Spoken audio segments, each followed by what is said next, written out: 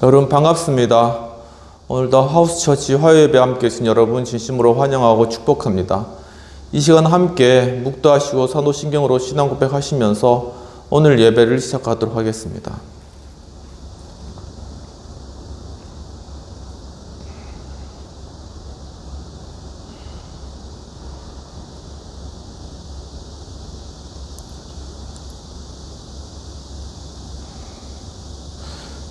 전능하사 천지를 만드신 하나님 아버지를 내가 믿사오며 그 외아들 우리 주 예수 그리스도를 믿사오니 이는 성령으로 잉태하사 동정녀 마리아에게 나오시고 본디오 빌라도에게 고난을 받으사 십자가에 못 박혀 죽으시고 장사한 지 사흘 만에 죽은 자 가운데서 다시 살아나시며 하늘에 오르사 전능하신 하나님 우편에 앉아 계시다가 저희로서 산 자와 죽은 자를 심판하러 오시리라. 성령을 믿사오며 거룩한 공예와 성도가 서로 교통하는 것과 죄를 사하여 주시는 것과 몸이 다시 사는 것과 영원히 사는 것을 믿사옵나이다. 아멘. 찬송 368장을 함께 찬양하도록 하겠습니다. 주 예수여 은혜를 내려주사 곧 충만케 하옵소서. 이 줄이고 목마른 나의 맘에 주 성령을 부소서. 주 예수여 충만한 은혜 내 영혼에 부소서. 주 예수만 나의 힘되 고내 만족함 됩니다. 주 예수여 죄에서 풀어주사 날 정결케 하옵소서. 이 세상의 유혹이 나의 맘에 틈 못하게 하옵소서. 주 예수여 충만한 은혜 내 영혼에 부소서. 주 예수만 나의 힘되 고내 만족함 됩니다. 옛 야곱이 천사와 씨름하던 그 믿음을 주옵소서.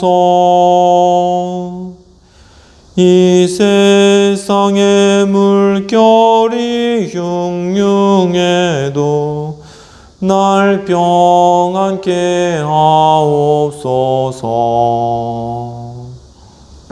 주 예수여 충만한 은혜 내 영혼에 부소서. 주 예수만 나의 힘되 고내 만족함 됩니다. 주 예수여 완전한 주의 사랑 나 받기를 원합니다.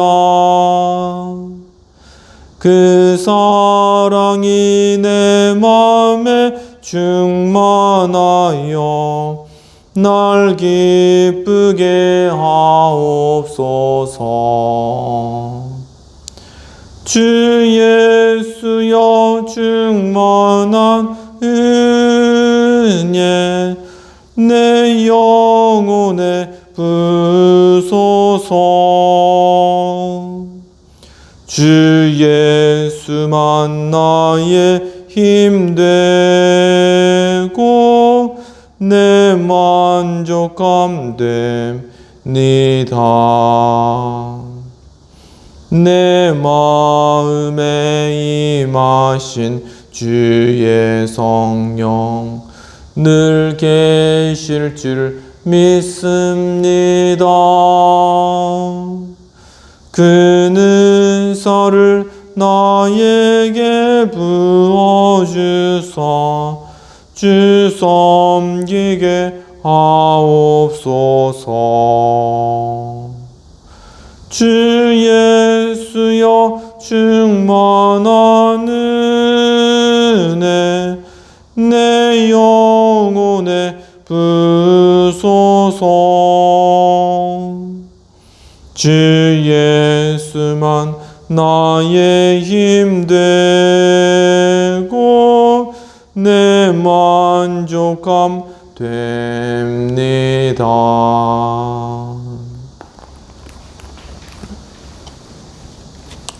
이 시간 공동체를 위한 회개 기도와 또한 성전을 위한 기도와 헌금을 위한 기도를 드리도록 하겠습니다. 하나님 아버지, 주님께서 저희들을 사랑하시고 이 저녁 이 복된 시간에 저희들 이 한자리에 모아주시네를 감사합니다.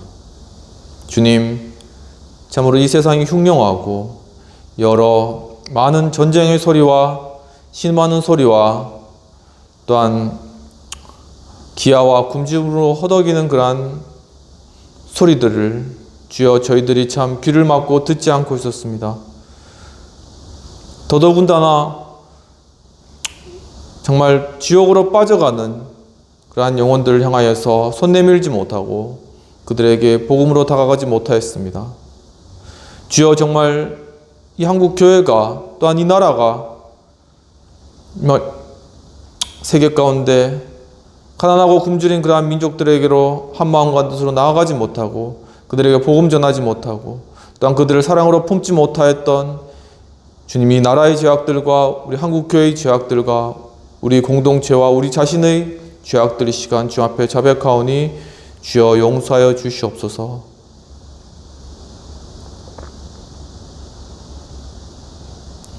이 시간 예수 그리스도께서 우리의 죄악을 용서하십니다. 하나님 아버지, 주님께서 또한 오늘 이 거룩한 예배 가운데 정말 귀한 떡과 잔으로 성례의 예식을 행할 수 있도록 인도해 주시느를 감사합니다.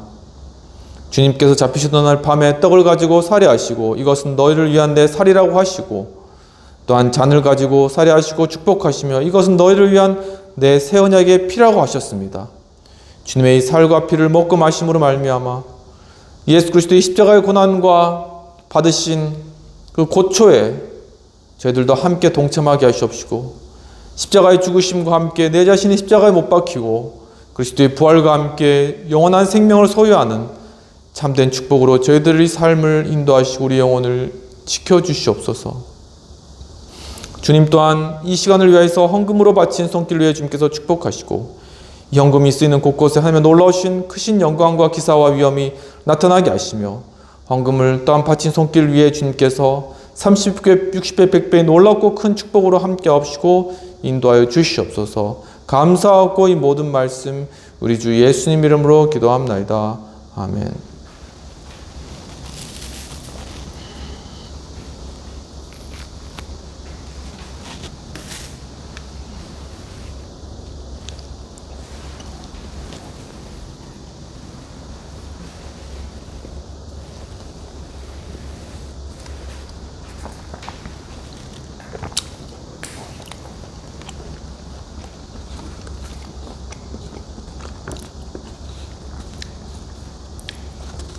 이 시간 함께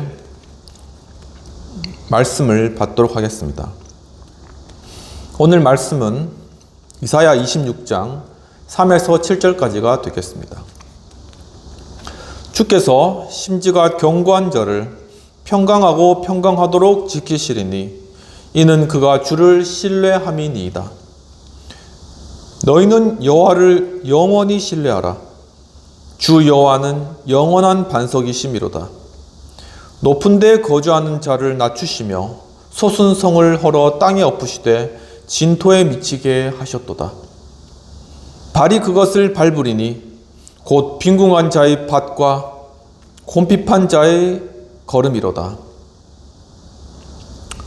의인의 길은 정직하며 주께서 의인의 첩경을 평탄하게 하시도다.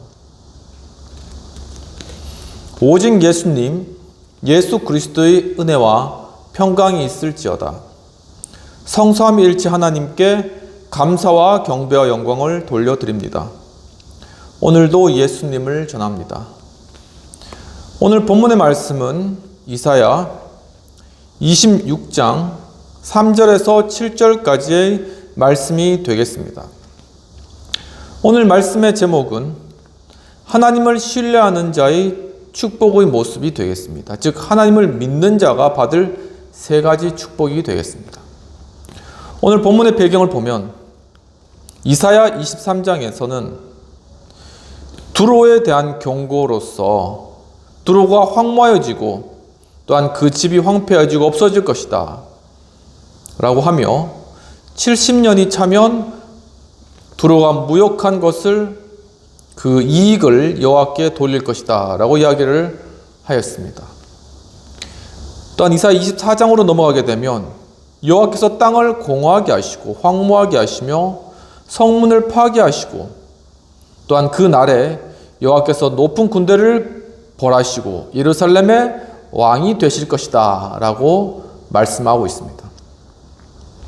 25장으로 넘어가면 만군의 여호와 만민을 위해 영화를 베푸신다라고 하시면서 또한 사망을 멸하시고 성도들의 눈물을 씻기신다라고 말씀하셨습니다. 또한 모압을 멸하실 것이라고 말씀하셨습니다.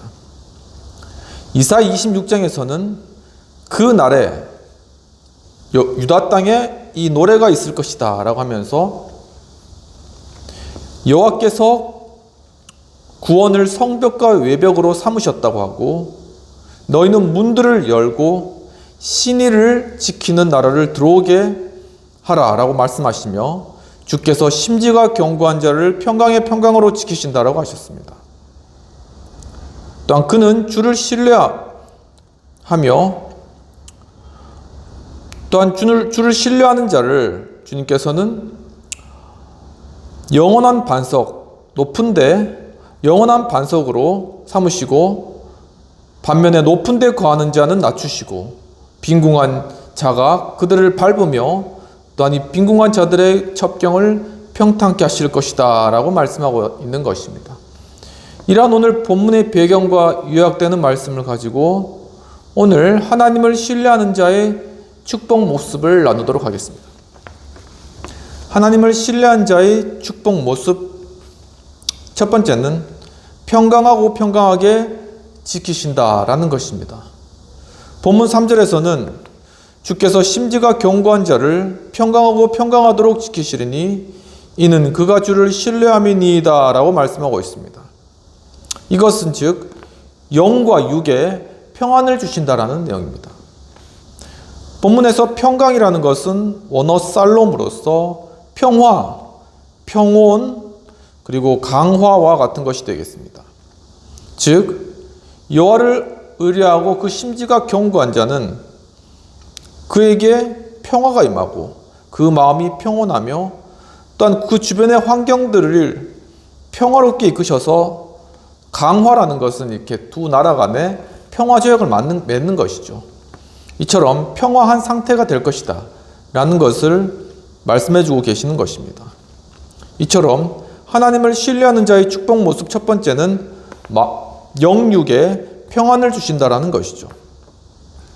요한복음 20장에서는 안식 후 첫날에 예수님께서 제자들 가운데 오셔서 그 가운데 서셔서 너희에게 평안이 있을지어다 라고 먼저 말씀하셨습니다. 이와 같이 주님께서 오시는 그러한 가장 중요한 목적은 평안이라는 것이죠. 즉 샬롬이라는 것입니다. 요한복음 14장에서는 예수님께서 나의 평안을 너에게 주노라. 내가 주는 평안은 이 세상과 같지 아니하니 너희는 근심하지 말라라고 말씀하고 있습니다.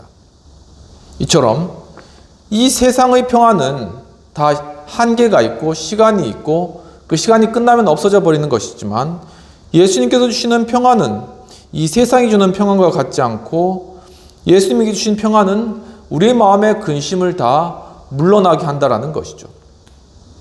열왕기하 9장에서는 예후가 이 요람을 무찌르는 장면이 나타납니다. 그러니까 요람이 그 아내 이세벨로 인하여서 이스라엘을 아주 쑥대밭으로 만들고 있었는데 그때 여호와께서 예후에게 기름을 부으셔서 왕을 삼으시고 그래서 예후가 이 요람이 병들어 있는 그 성을 찾아가서 요람을 치게 되는 것이죠.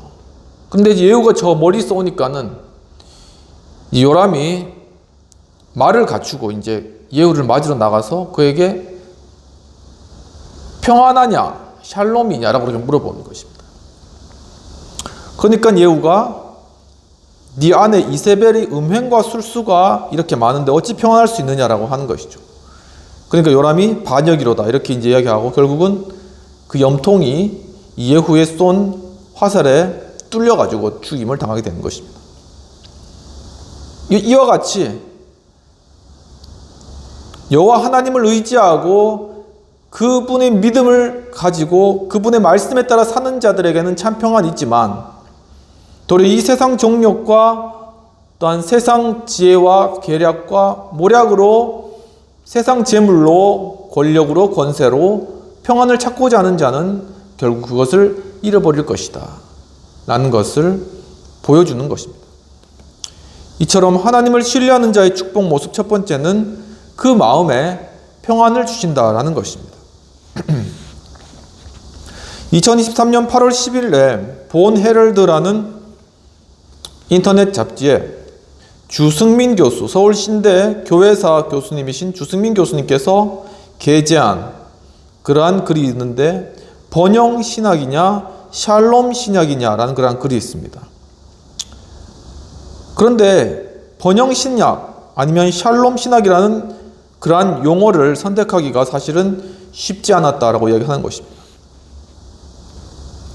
한국교회는 번영 신학을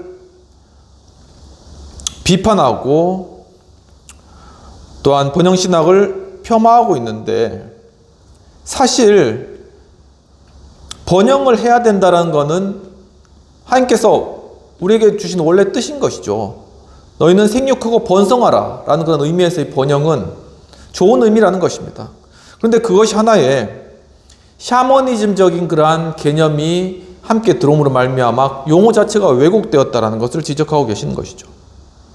사실 우리는 번영해야 되고 거기에는 당위성이 있다는 것입니다. 이 번영이라는 것은 비판받아야 될 그러한 개념이 아니라는 것이죠. 하지만 그 용어가 왜곡되었다라는 것입니다. 사람들에게 집 한 채 가지고 무병장수하면서 살아가는 것, 이것을 소원하며 그것을 구하는 것이 번영신학이다. 이것은. 그래서 그렇게 하면 안 된다. 그렇게 몰아붙이는 것이 현 신학의 큰 흐름인 것이죠. 그런데 과연 그것이 올바른 것인가? 라는 걸 살펴봐야 된다는 것입니다. 우리가 잘 아는 성 프란시스는 최고의 가난의 영성을 가진 그러한 자입니다.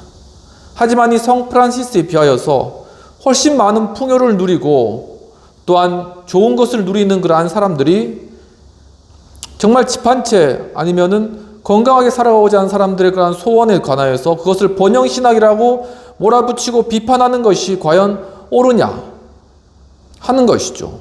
이것은 하나의 바리새적인 것이며 이율배반적인 그러한 행동이라는 것입니다. 그러면서 바른 복에 대한 패러다임이 중요하다는 것이죠.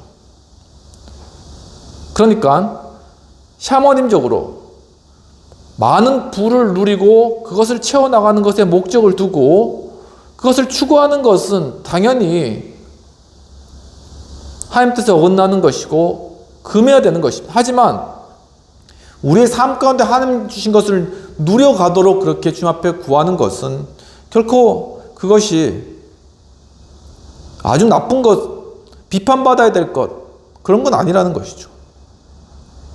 그렇기 때문에 이 번영신학이라는 것을 왜곡된 이란 개념을 바꾸고 또한 이 패러다임 자체를 변화시키는 것이 중요한데, 바로 그러한 의미에서 샬롬 신학이 등장한다라고 설명하고 있습니다. 즉 예수님께서는 말씀을 선포하고 또한 말씀을 가르치시고 또한 치료를 하시는 삼중 사역을 발판으로 삼으셨습니다. 즉 전인 구원을 이루신 것이죠.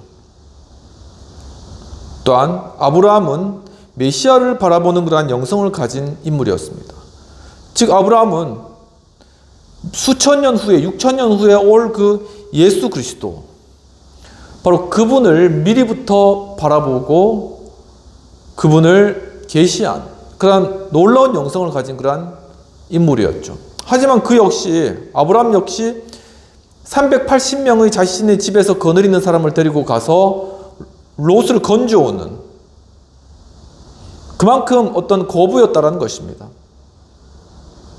그뿐만이 아니라 우리가 존경하는 성 어거스틴, 무슬림들도 존경하는 이 성 어거스틴, 이분은 삼일체 교리를 정립한 교회사에서 매우 중요한 분이시죠. 그런데 그분 역시도 70마리의 말을 가지고 있었다. 굉장한 어떤 부가 있었다는 것이죠. 또한 이 삼일체 교리로 인하여서 아타나시우스가 이것을 주장하고 또한 그것을 국가 가운데 자신의 주장을 어필할 때 그가 어떤 방법을 취했냐면은 그 당시에 황제에 대해서 자신이 운영하는 식량선으로 압박을 주었다는 것입니다. 그러니까 국가에 공급되어질 그 식량선을 아타나시우스는 좌지우지할 수 있을 정도의 어떠한 부를 가지고 있다는 것이죠. 이처럼 단순히 부가 많다, 아니면 단순히 재산이 많다라는 것으로 번영신학이라고 물어붙이고 사람들을 비난하는 것은 잘못되었다는 것입니다.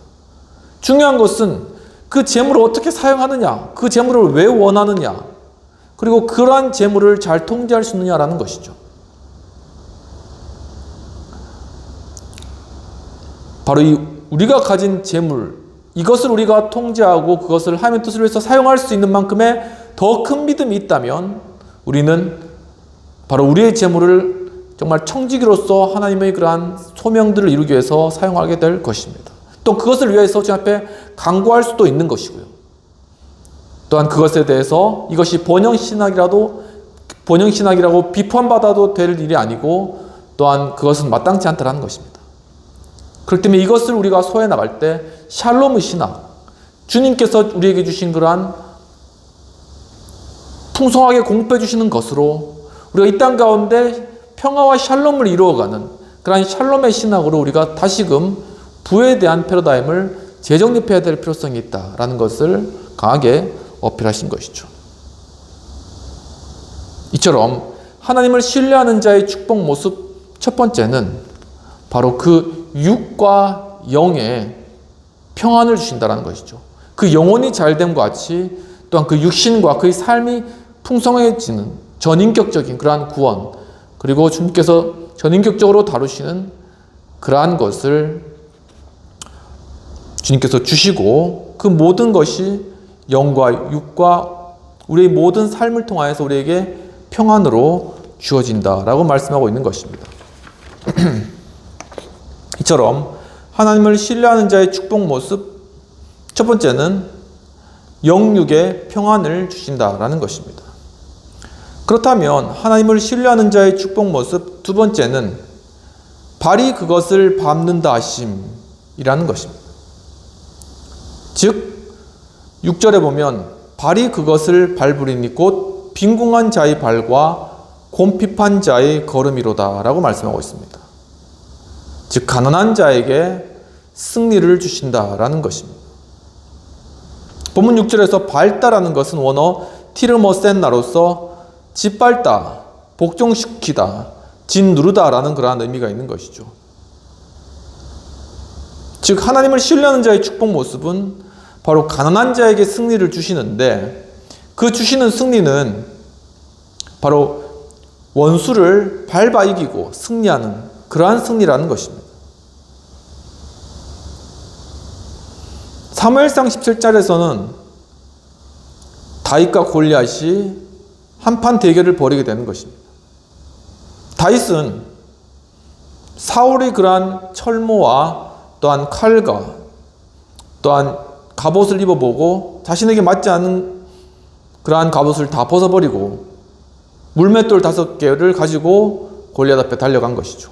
골리앗은 온갖 투구와 온갖 무기를 다 가지고 다윗에게 달려왔지만 결국은 다윗이 물맷돌로 솔로몬의 이마를 쳐서 그를 쓰러뜨리고 난 후에 달려가서 그 목을 밟고 칼로 그 머리를 베었다라고 사무엘상 17장에 나타나 있는 것입니다.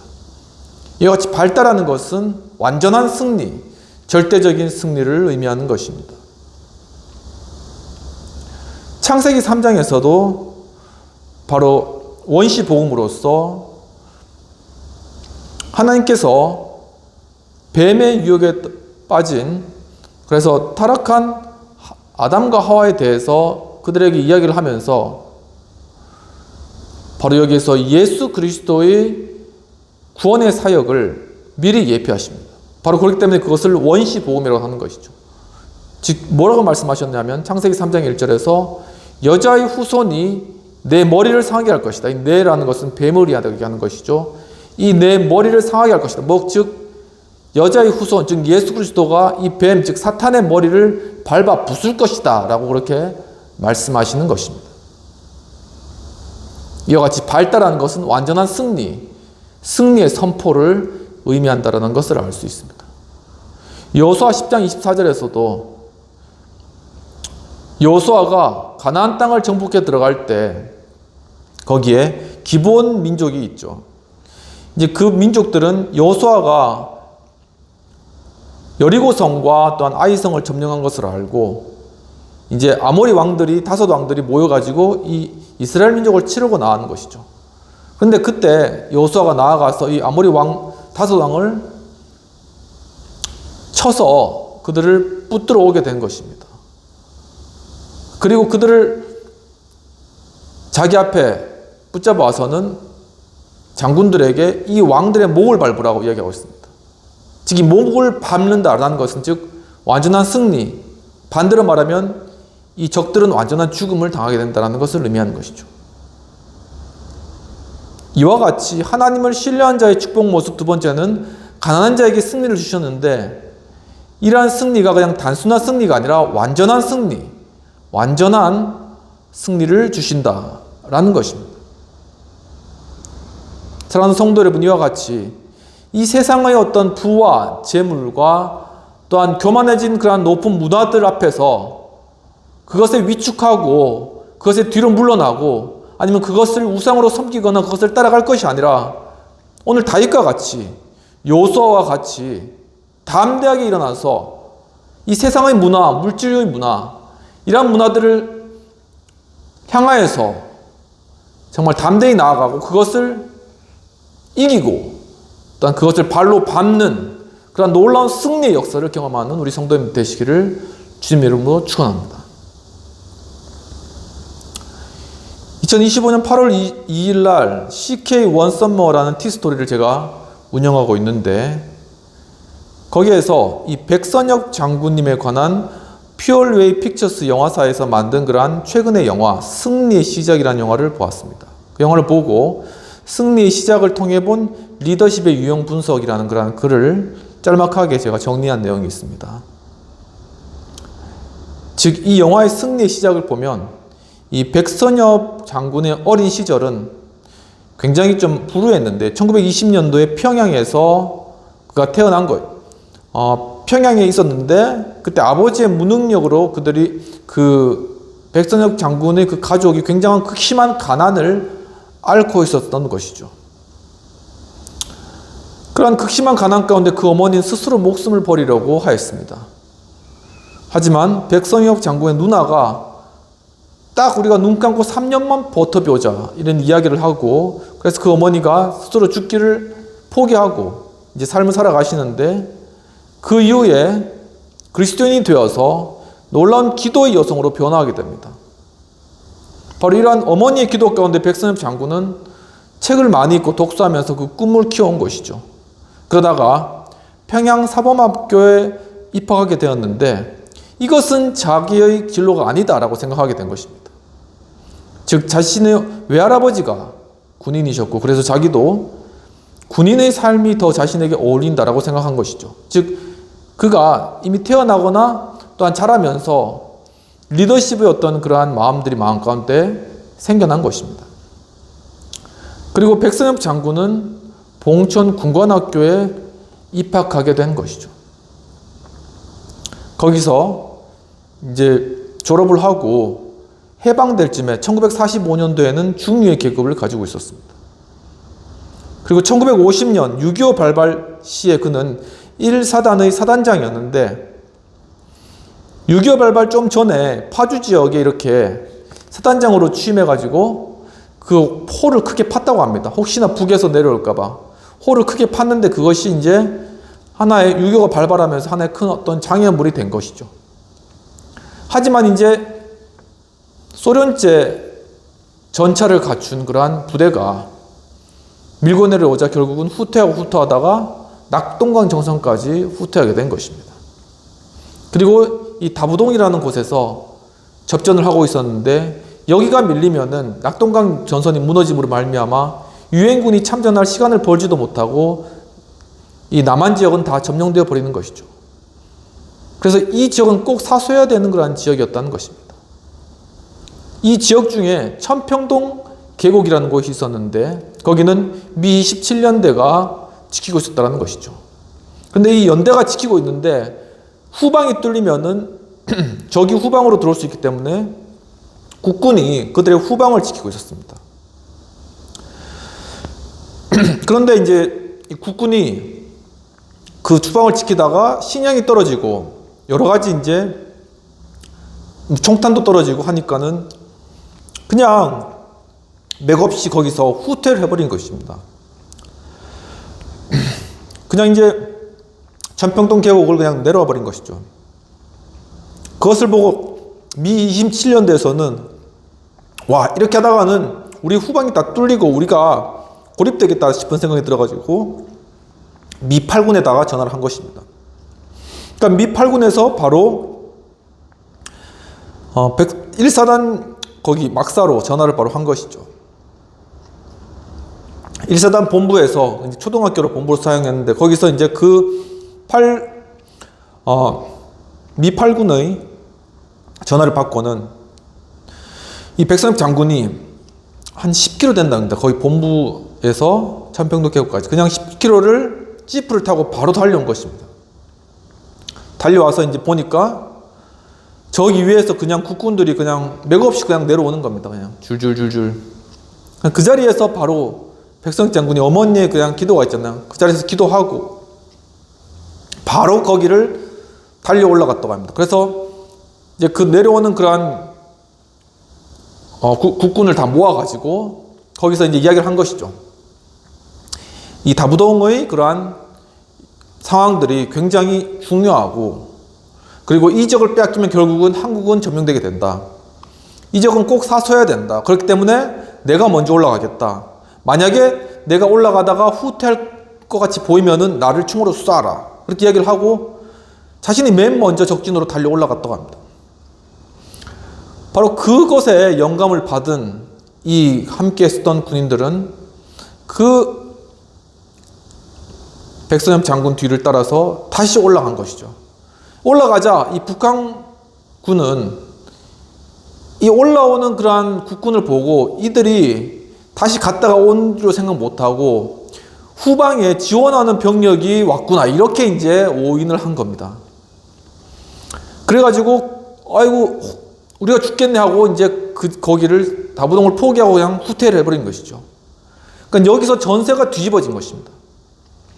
바로 이 일로 인하여서 유엔군도 사실은 유엔군 미군들은 국군의 어떤 장군이라던가 장교들을 별로 신뢰하지 않았거든요. 근데 이 백선엽 장군의 이러한 용기 있는 모습을 보고 우리가 도와야 되겠다라는 그런 마음을 가지고 유엔이 적극적으로 이제 남한 지역을 사수하며 또한 낙동강 전선에 계속 포탄을 터뜨리고 해서 낙동강을 지키고, 또한 미 10군단은 이제 인천 상륙 작전을 통해서 들어와서 이제 중간에 허리를 자르고 해서 남한을 수복하고 북한까지 이제 올라간 것이죠. 북한 올라가서 평양을 이제 점령해야 되는데 유엔군이 먼저 점령을 하려고 했거든요. 메가더가 빨리 점령해라. 그런데 이제 이 일을 듣고 백선 장군이 가서 거기 담당 장군에게 이 평양을 점령하는 것은 우리 1사단이 해야 된다. 국군이 해야 된다. 이것은 정말 우리가 자존심이 있다. 그러니까 뭔가 하나의 우리 국가에 대한 어떤 그런 자존심, 그러한 부분들이 있었던 것이죠. 그러니까 전형적인 하나의 카리스마적인 리더십인 것입니다. 그렇게 이야기해서 결국은 그것을 설득해서 국군이 한 시간 먼저 평양에 들어가게 되고 평양을 수포하게 된 것이죠. 그러니까 하나의 이것이 용기 있는 백선엽 장군 행동이 하나의 승리의 시작이 되었다는 것입니다. 그의 어린 시절, 정말 평양에서 정말 못 먹고 못 살고 정말 헐벗고 굶주리고 정말 거지 같은 그러한 삶을 살았지만, 그가 그 안에 있는 그러한 리더십을 키우고 신앙을 키우고 믿음 가운데 자라갔을 때 결국은 이 대한민국 유교에서 다부동 전투를 통하여서 패전을 승전으로 이끄는 하나의 승리의 시작으로 전환시키는 그러한 일들을 결국은 담당하는 그러한 대한민국의 최초의 장성이 되었다라는 것입니다. 이와 같이 정말 하나님께서는 비천한 자이지만 그사를 들어 세우셔서 리더로 세운다라는 것이죠. 이와 같이 하나님을 신뢰하는 자의 축복 모습 두 번째는 가난한 자에게 승리를 주신다라는 것입니다.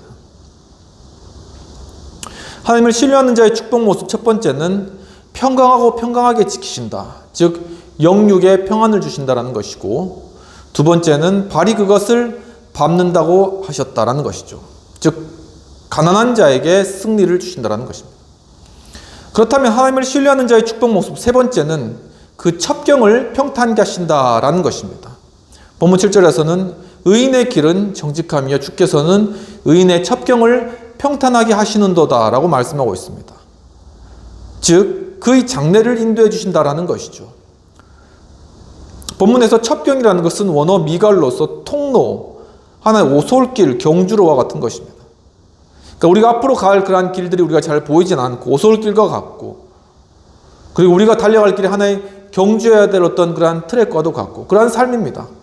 그런데 이러한 삶 가운데 주님께서는 우리 앞길을 닦아주실 것이다. 즉 우리의 삶, 우리의 장래, 우리가 보이지 않는 그런 앞길을 주님께서는 닦아주시고 인도해 주실 것이다 라는 것을 우리에게 약속해 주신다라는 것이죠. 즉 여호와를, 하나님을 신뢰하는 자의 축복 모습 세 번째는 장래를 인도해 주신다라는 것입니다. 이사야 35장 8절에서도 주님께서는 바로 거룩한 길을 대로와 같이 준비하시고 이것을 오직 구속받은 자를 위해서 준비하신다라고 말씀하셨습니다. 정말 주님께서는 우리를 위하여서 주님의 그 이루실 그러한 길들을 준비하시고 우리에게 그 대로를 마련하시고 그것을 거룩하게 인도해 주신다라는 것을 우리에게 말씀하고 있는 것입니다. 잠언 3장 6절에서도 너는 범사의 그를 인정하라. 그리하면 내 길을 지도하시리라고 말씀하고 있는 것입니다. 결국 주님을 신뢰하고 주님을 인정하고 주님께서 우리 길을 인도하실 것이라는 것을 믿을 때 주님께서는 우리의 삶을 결국 지도해 주신다라는 것이죠. 시편 37편 5절에서는 내 길을 여호와께 맡기라. 그를 의지하면 그가 이루실 것이다 라고 이야기하고 있습니다. 우리가 아무리 많은 그러한 계획과 그러한 플랜을 짠다 할지라도 결국 우리는 한계가 있고 우리의 지혜는 한계가 있고 우리의 인생길은 앞길이 보이지 않는 안개와도 같고 우리의 삶은 꼬불꼬불해서 우리가 어떻게 살아갈지도 알지 못하는 그러한 삶이라는 것입니다.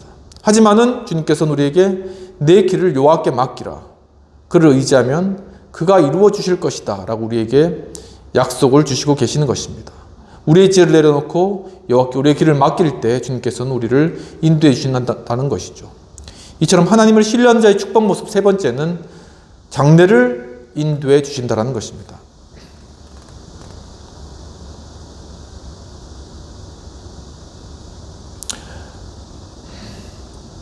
이 주께 맡긴 나의 삶이라는 찬양이 있습니다.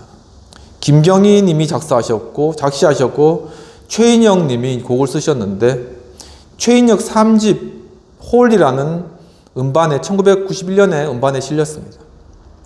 근데 이거를 이제 이광인이라는 가스펠 싱어분이 천국의 예배라는 그런 음반의 3집으로서 2004년에 이 곡을 다시 부른 것이죠. 한 10년 좀 더 지난 후에 이 곡을 불렀습니다. 그런데 이제 거기서부터 한 20년 지난 지금 2024년에 소진영 간사님이 마커스에서 이 찬양을 또 부른 것이죠. 이 찬양의 가사는 이렇습니다. 주께 맡긴 나의 삶, 걱정 근심이 없다네. 주가 주는 평안 속에 언제나 함께 한다네. 그 친밀한 손길은 낮엔 구름으로 인도하시고 밤엔 불기둥으로 지키셨네. 주께 맡긴 나의 삶이라는 것입니다. 잠깐 찬양해 보도록 하겠습니다. 주께 맡긴 나의 삶, 걱정 근심이 없다네. 주가 주는 평안 속에 언제나 함께 한다네. 다시 한번. 주께 맡긴 나의 삶, 걱정 근심이 없다네. 주가 주는 평안 속에 언제나 함께 한다네. 그 친밀한 손길은 낮은 구름으로 인도하시고 밤엔 불기둥으로 지키셨네. 주께 맡긴 나의 삶. 2025년도 4월 19일에 조선일보 기사에 이런 기사가 났습니다. 3월 청년 실업률이 7.5%에 이르렀다라는 것이죠. 이 수치는 코로나가 한참인 2021년도에 10%를 찍었는데 그 이후로는 최고치를 보이는 그러한 수치라고 이야기하고 있습니다. 또한 2025년 7월 21일 날 뉴시스에서는 중견기업의 56%가 하반기 신규 채용을 하지 않는다라고 하고 있습니다. 또 오늘 기사에 보면은 채용을 하는데 일자리가 한 명당 일자리는 0.7명이라고 하고 있습니다. 이와 같이 정말 우리 젊은이들은 앞날에 어디로 갈지 몰라 불투명한 그런 미래를 두고 걱정과 근심이 가득할 수밖에 없는 그런 세상입니다. 그런 이러한 정말 불확실성한 그러한 시대 가운데 과연 우리가 의지할 것이 무엇이겠습니까? 오늘 말씀 가운데는 정말 우리가 의지할 분은 우리 지혜도, 우리의 명철도, 우리의 계획도, 우리의 방법도 아닌 오직 예수님을 의지하라. 오직 하나님을 의지하라. 삼위일체 되신 주님을 의지하라라고 이야기를 하고 있습니다. 정말 우리 젊은이들 뿐만 아니라 또 이 땅 가운데도 직장을 살아가는 그러한 많은 또한 직장인들도 많은 업무들과 또 여러 가지 불안한 그러한 미래를 두고 초조해하고 힘들어하는 것이 사실입니다. 또한 이제 점점 노인의 인구가 많아지고 노령화되는 그런 사회 가운데 퇴직하시는 그러한 분들도 또 앞으로 살아갈 길이 또한 막막하고 어려운 그러한 상황들, 특히나 지금 대한민국 경제 가운데 어둡게 드려진 그러한 경제적 위기들, 또한 세계의 여러 전쟁 소식과 또한 미국의 여러 변화들 가운데 떨고 있는 그러한 세계의 그러한 모습들 가운데 정말 지금은 불확실성의 시대입니다. 이것은 마치 이 세계가 불확정적이고 또한 소망이 없는 것과 같이 느껴질 수가 있습니다. 우리가 잘 아는 양자역학의 그러한 세계 가운데도 불확정성의 원리라는 것이 있습니다. 그러니까 양자 주변을 돌고 있는 전자가 이것을 궤도와 시간에 따라서 도는 것이 아니라 알 수 없는 방법으로 그렇게 돌고 있다는 그런 것입니다. 우리가 우리 앞길을 알지 못하고 정말 우리의 불투명한 그러한 삶을 살아갈 때 과연 우리가 무엇을 의지해야 될까라는 그러한 마음이 드는 것이죠. 그런데 하이델베르크는 이 불확정성의 원리를 가지고 결국 이 양자역학의 문제들을 해결하였습니다. 즉 핵 주변으로 들어온 전자는 불확정적으로 이렇게 움직이지만 이것은 정말 양자의 그러한 얽힘과 또한 양자의 도약과 같은 이러한 놀라운 그러한 일들을 만들어내고 거기에서 에너지를 창출해내는 그러한 가능성을 가진 그러한 입자라는 것이죠.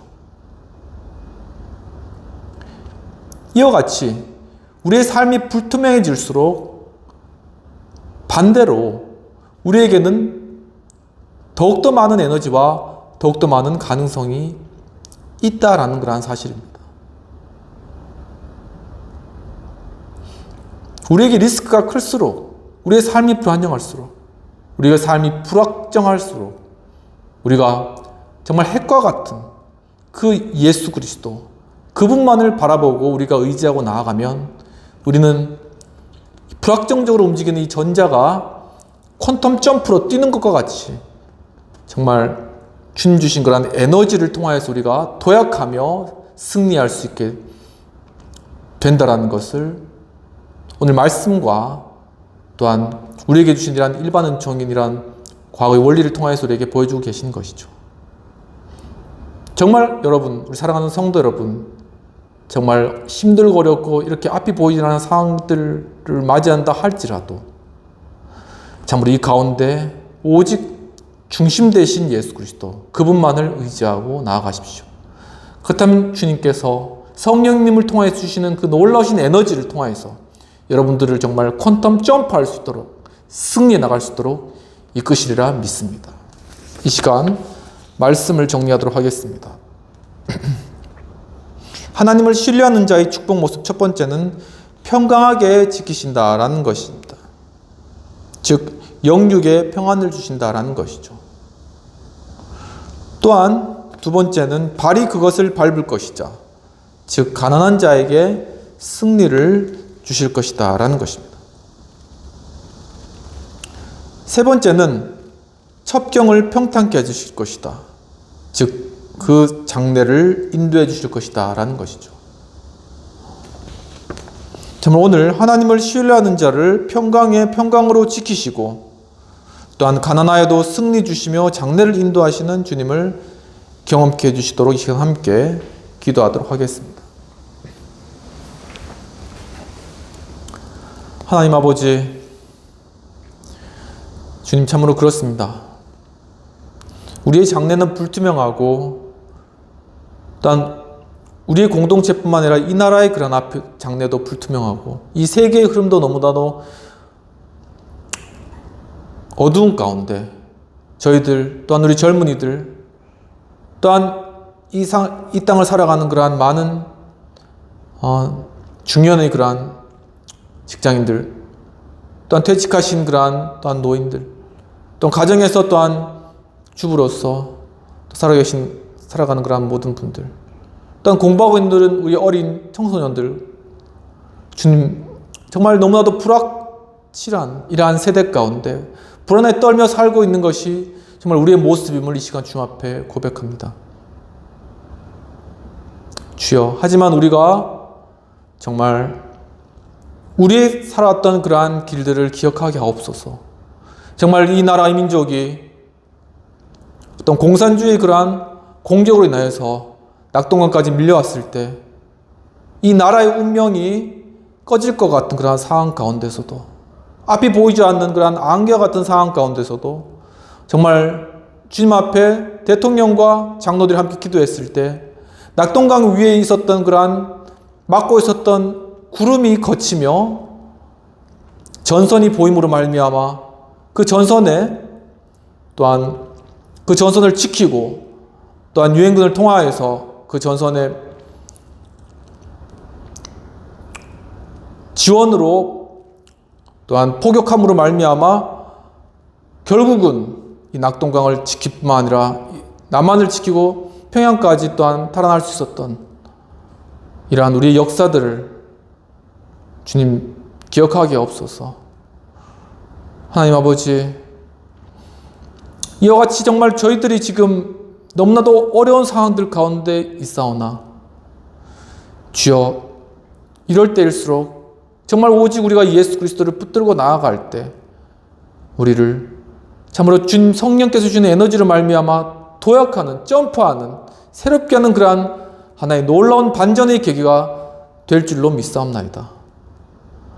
주여, 정말 우리의 삶 가운데 불안하지만 우리의 이러한 삶들을, 우리의 영혼과 육체를 또한 주께서 평안하게 인도해 주시옵시고, 주여 또한 우리가 가난하지만 결국은 우리가 세상의 부와 권세와 권력과 세상 가치를 밟고 승리하게 하시며 결국 이 모든 것을 통하여서 참 주님 앞에 승리해 나가며 믿음 가운데 나아갈 수 있도록 이끄실 그 주님을 바라보고 또한 우리의 장래를 인도하시고 또한 우리 공동체와 이 나라의 앞길을 인도하실 그 주님을 신뢰하는 마음으로 살아갈 수 있도록 주를 우리 성도님들 한 분 한 분 그 마음을 이끄시고 함께하여 주시옵소서. 주여, 또한 오늘 또한 예배 가운데 참여하시는 그러한 분들 가운데 암으로 고통받으시는 분들이 있습니다. 주님께서 찾아가 주셔서 암세포고 또 주님께서 온전하게 사라지게 하시옵시고 정말 그 불안한 심령과 마음을 주님 평안으로 지켜주시옵시고 주님께서 놀라운 이 암으로부터 또한 질병으로부터의 승리를 이룰 수 있도록 주님 도와주옵소서. 주여, 또한 여러 관계들 가운데 가정적인 문제로 인하여서 또한 여러 직장의 문제로 인하여서 또한 취업의 문제와 또한 학교 진학의 문제와 또한 여러 사람들과의 관계의 문제나 경제적인 그러한 문제, 사업의 문제들로 인하여서 또한 불투명하고 보이지 않는 그러한 길 가운데 서 있는 우리 성도는 한 분 한 분 지금 찾아가 주셔서 정말 주님 그분들 마음 가운데 저희들의 마음 가운데 믿음을 주시고 주님을 신뢰하는 마음으로 나아갈 때 하나님께서 그 길들을 인도하시고 열어가시고 또한 치유하시고 또한 새롭게 하시는 놀라운 그러한 기적과 역사들을 경험해 나갈 수 있도록 도와주시옵소서. 이 시간 예수 그리스도의 크신 은혜와 하나님 아버지의 놀라우신 사랑과 성령님의 감화감동 충만하심이 또한 이 시간 정말 주님을 신뢰함으로 말미암아 영과 육의 평온을 얻기를 원하며 또한 지금 가난하지만 주님께서 결국 승리케 하시기를 또한 바라보며 또한 그의 장래를 주 앞에 맡기고 나아가기를 원하는 우리 행복한 교회 하우스처치 또 여의도 신도의 모든 성도님과 회원들께 지금부터 영원까지 함께할지어다. 아멘. 오늘도 예배 가운데 함께해 주신 여러분 감사합니다. 날씨가 아직 많이 더운데 건강 잘 유의하시고 주님과 동행하면서 하나님의 말씀 가운데 주님을 의지함으로 참 샬롬의 평화가 임하는 그러한 복된 삶 되시기를 축원합니다. 감사합니다.